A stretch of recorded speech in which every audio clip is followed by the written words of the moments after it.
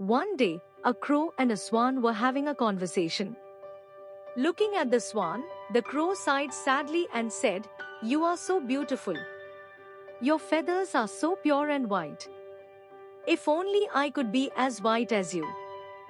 My feathers are black, which makes me look so ugly." The crow thought that the swan's dazzling white color must have come from living in the water. As soon as the idea crossed his mind, he decided to act on it. The crow jumped into the water, dipped himself several times, and then came out. But when he looked at himself, he saw that he was just as black as before. Then the crow thought, simply bathing in the water isn't enough.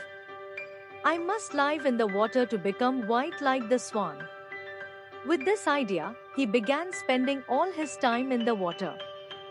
When the crow lived on land, he could fly around to find food. But in the water, he could not find anything to eat. Even though he was hungry, the crow stubbornly stayed in the water. Over time, he grew weaker and thinner from starvation.